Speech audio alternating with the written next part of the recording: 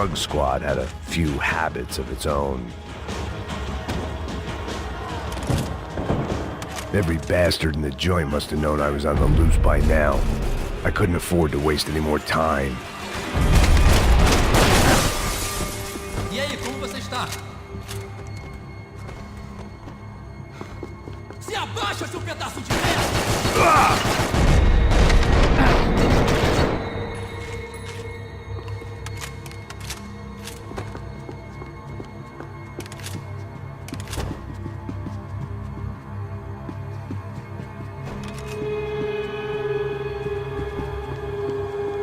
Police food, the same crap the world over. But I could reminisce about the old days later. For now, there was more pressing matters to deal with.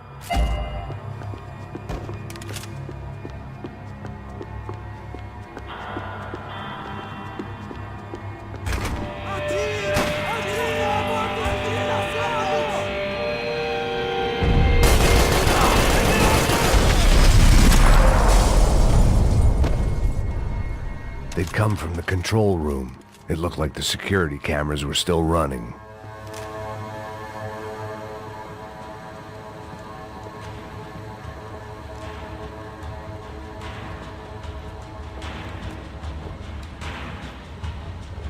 It looked like the prisoners were giving them a run for their money. That's what happens when you hand some roided-up halfwit a commando uniform with special on the front and let him ride around his hometown in a tank playing soldiers. Sooner or later, someone's gonna decide he's not so special. There were a bunch more in the elevator, tooled up like they were about to roll into Fallujah. And of course, they were headed my way.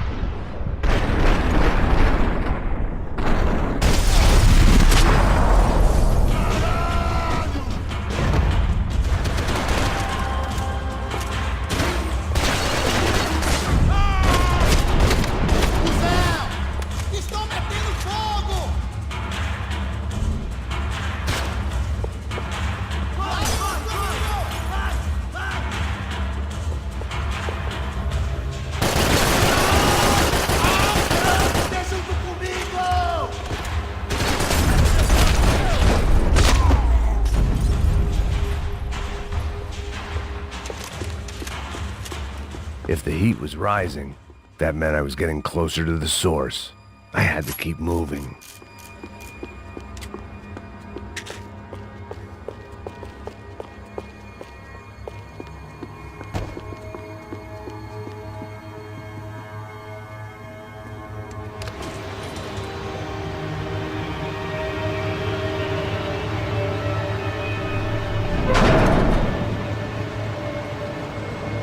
If there was one thing I learned since being in Sao Paulo, it was that me and the local elevators were not a good mix.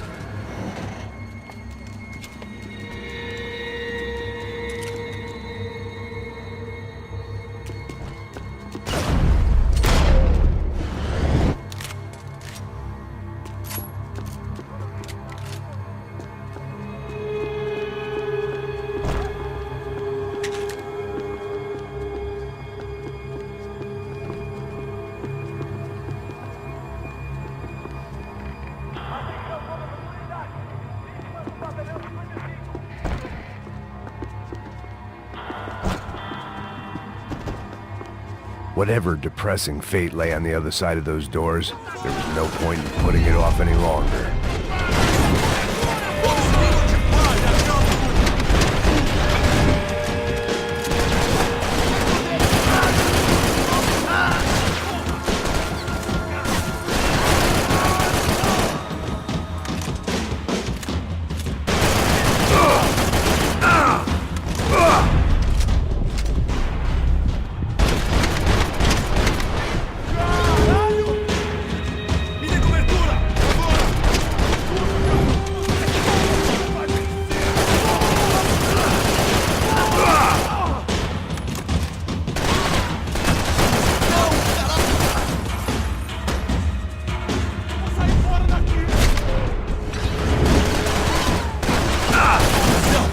Errou! Ele...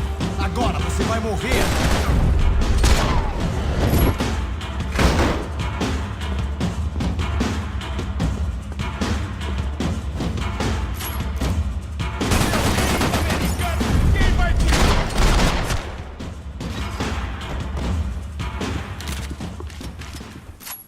I'd killed more cops than cholesterol, and still no sign of Becker. It wasn't the first time it dawned on me I should probably have gone over the plan in more detail, but it was too late for that now.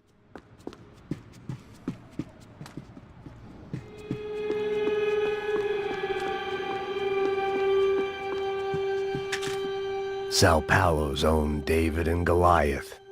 I'd pinned De Silva as a coward, but he'd risked more than anyone, and he'd never taken a bribe. If I didn't hurry, Becker would be long gone.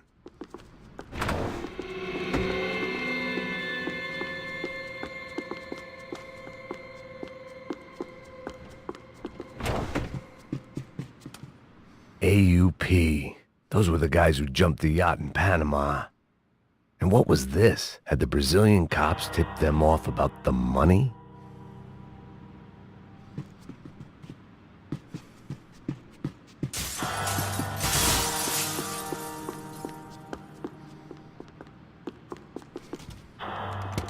I still didn't know how I'd gone from drinking myself numb in New Jersey to looting corpses in Brazil. But this was where I was, 5,000 miles from a home I couldn't go back to, on another suicide mission to clean up a mess that wasn't even mine.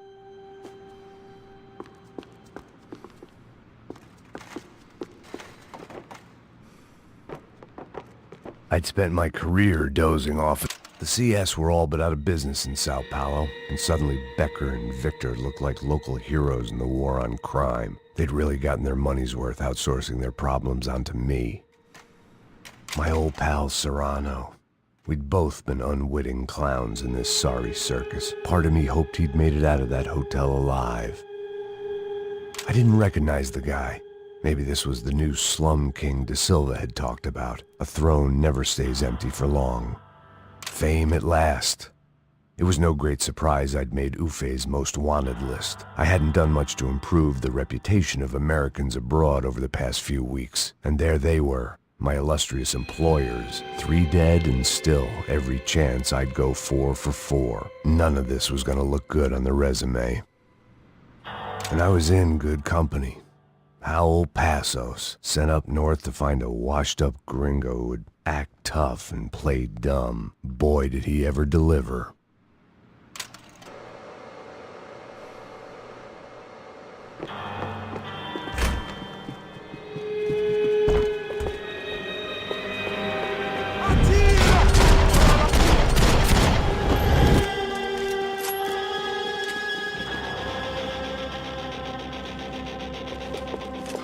Atira! Fogo nessa porra!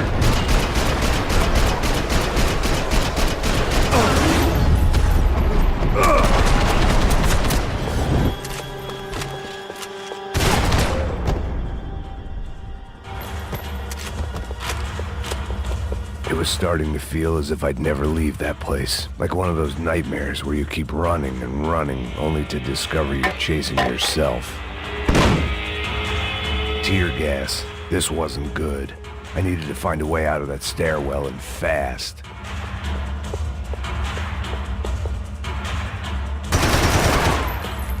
My eyes and throat burned, but at least I could breathe. I was trying to work out what direction I was headed in when I discovered some more Brazilian architecture not designed for the American physique.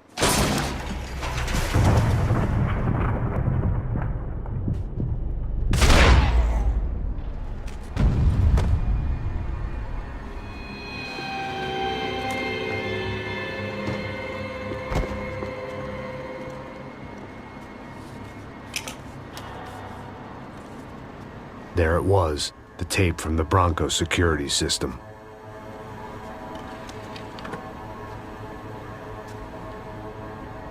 Jesus, it was that guy. I had seen him in the favela. Bachmeyer, Becker's right-hand man. His time would come. Him and Becker.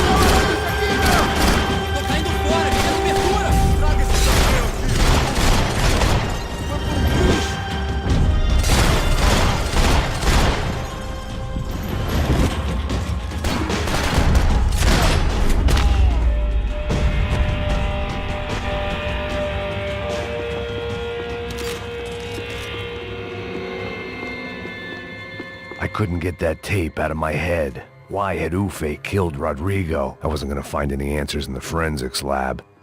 Hey, pal. Nice to see you.